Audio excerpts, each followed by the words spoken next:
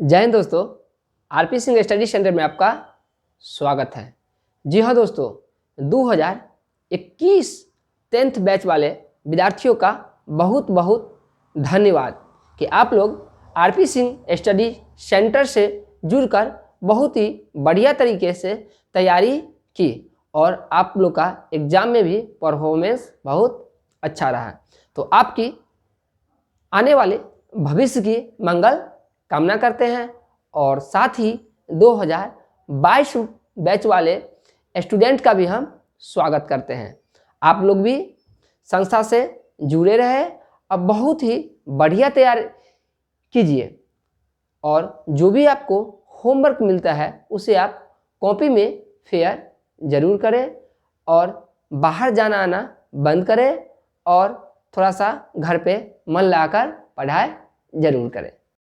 आप लोग का बहुत बहुत धन्यवाद हमें इतना सारा स्नेह देने के लिए। आज मेरा YouTube पे 100वां क्लास है और इस बार हम सब्जेक्टिव के साथ साथ ऑब्जेक्टिव भी ला रहे हैं। ऑब्जेक्टिव का पूरा सीरीज हम आपको देंगे, आप लोग घर पे मन ला के पढ़ाई कीजिए। नमस्कार दोस्तों, आरपी सिंह स्टडी सेंटर में आपका स्वागत है।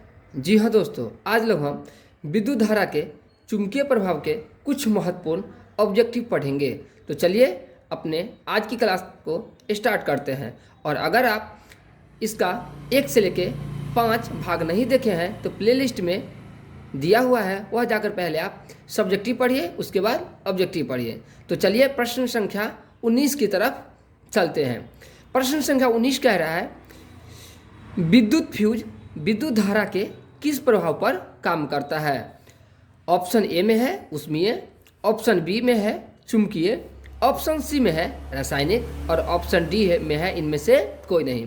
तो देखिए, विद्युत फ्यूज जो है विद्युत धारा के उष्मीय प्रभाव पर काम करते हैं। परीक्षा के दृष्टिकोण से काफ़ी महत्वपूर्ण प्रश्न है, इसे आप बार बार रिवीजन करते रहिए। चलिए प्रश्न संख्या 20 की तरफ चलते हैं। हमारे घरों में जो विद्युत आपूर्ति की जाती है वह कितनी वोल्ट की होती है। तो देखिए, ऑप्शन ए दिया हुआ है 220 वोल्ट पर दिष्ट धारा होती है, ऑप्शन बी दिया हुआ है 12 वोल्ट पर दिष्ट धारा होती है, ऑप्शन सी दिया हुआ है 220 वोल्ट पर प्रत्यावर्ती धारा होती है और ऑप्शन डी दिया हुआ है 12 वोल्ट प्रत्यावर्ती धारा। तो देखिए, हमारे घरे में जो विद्युत आपूर्ति होती है वह होती है 220 वोल्ट प्रत्यावर्ती धारा, यानी हमारे घरों में 220 वोल्ट वाले एसी करंट का आपूर्ति होता है। तो ऑप्शन सी इसका सही होगा। अब चलिए प्रश्न संख्या 21 की तरफ चलते हैं। कह रहा है प्रश्न संख्या 21 में, किसी कुंडली का प्रतिरोध ज्ञात करने के लिए सूत्र क्या होती है।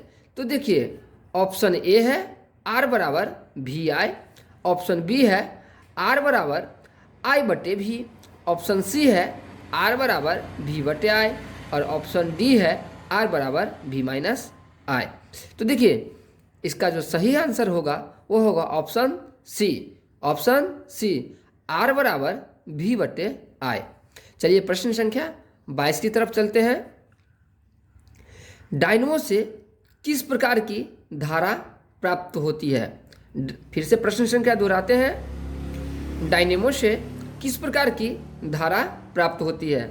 ऑप्शन ए है दिष्ट धारा, ऑप्शन बी है प्रत्यावर्ती धारा, ऑप्शन सी है दोनों धाराएं, ऑप्शन डी है इनमें से कोई नहीं। तो देखिए, इसका जो सही आंसर होगा वह होगा ऑप्शन सी। डायनेमो से दिष्ट धारा और प्रत्यावर्ती धारा दोनों धाराएं प्राप्त होगी, तो इसका क्या हुआ ऑप्शन सी। चलिए प्रश्न संख्या 23 की तरफ चलते हैं। घरेलू उपयोग के लिए विद्युत की आपूर्ति होती है। तो देखिए, घरेलू उपयोग के लिए विद्युत की आपूर्ति कितनी होती है। ऑप्शन ए में दिया है 220 वोल्ट 100 हर्ट्ज पर, ऑप्शन बी में दिया हुआ है 110 वोल्ट 100 हर्ट्ज पर, ऑप्शन सी में दिया हुआ है 220 वोल्ट 50 हर्ट्ज पे, ऑप्शन डी में दिया हुआ है 110 वोल्ट 50 हर्ट्ज पे। तो देखिए, अभी बताए थे ऑप्शन इसका सी सही होगा, 220 वोल्ट 50 एचजेड पे, हर्ट्ज पे। तो चलिए इसका जो 23 का ऑप्शन सी होगा वह सही आंसर होगा।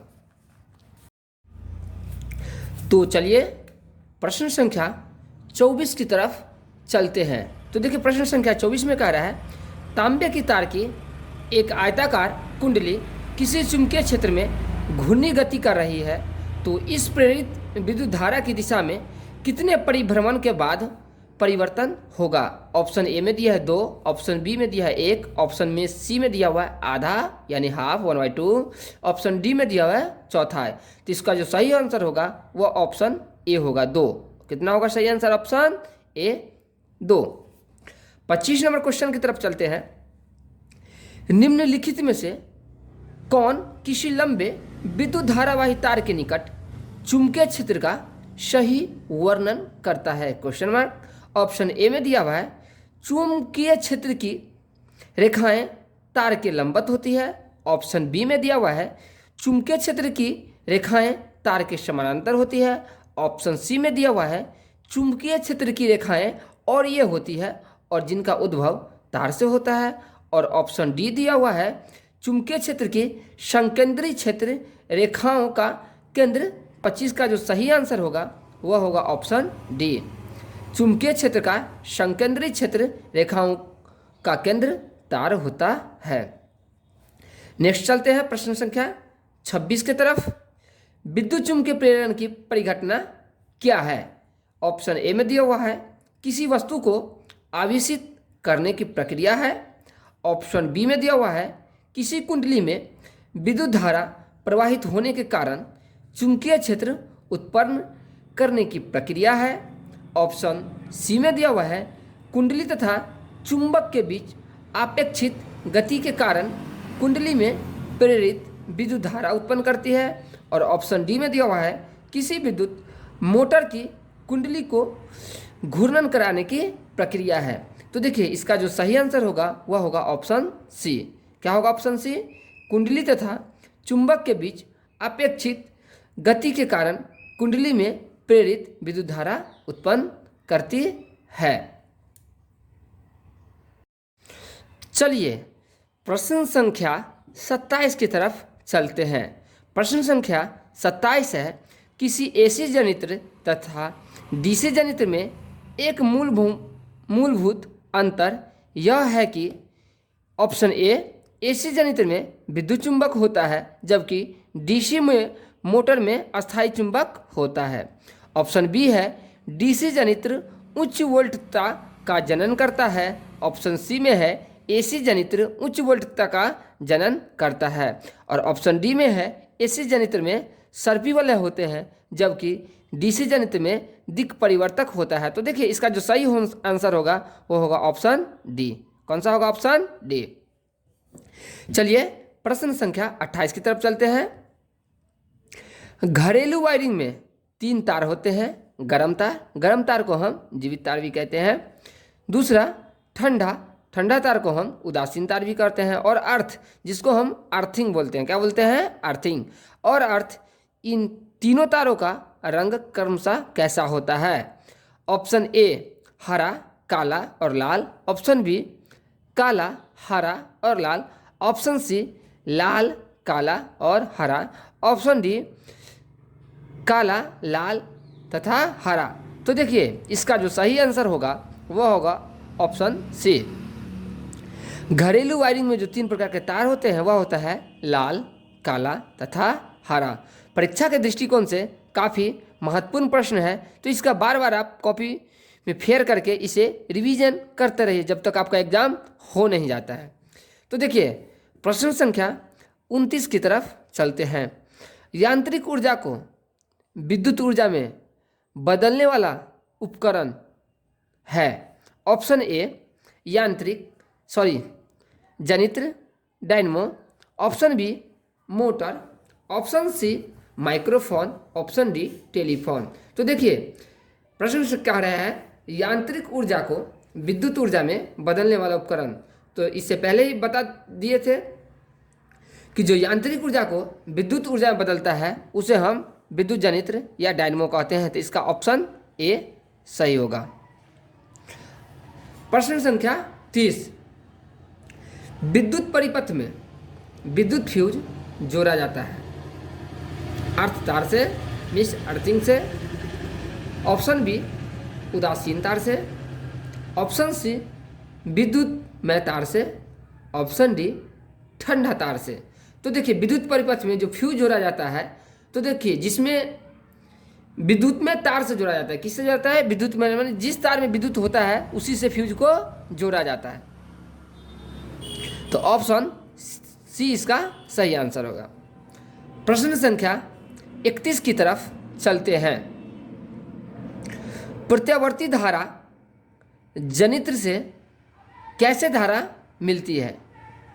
तो देखिए इसका ऑप्शन ए है प्रत्यावर्ती, ऑप्शन बी है दिष्ट, ऑप्शन सी है दोनों प्रकार की धारा, ऑप्शन डी है आवश्यकता अनुसार।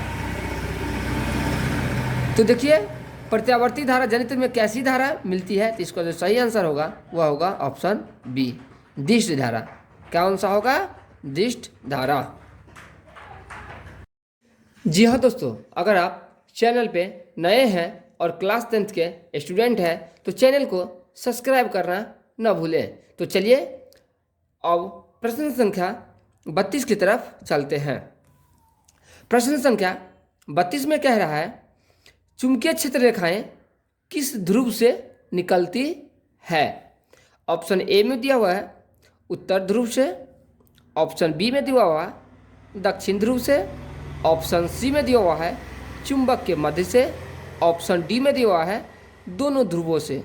तो देखिए चुंबक में एक विशेष प्रकार का गुण होता है। अगर हम छड़ चुंबक को किसी धागे में लटका करके उसे घूर्णित कर देंगे यानी नचा उचा देंगे तो उसका गुण जो होता है वह हमेशा नॉर्थ पोल यानी उत्तर ध्रुव की तरफ ही रुकता है।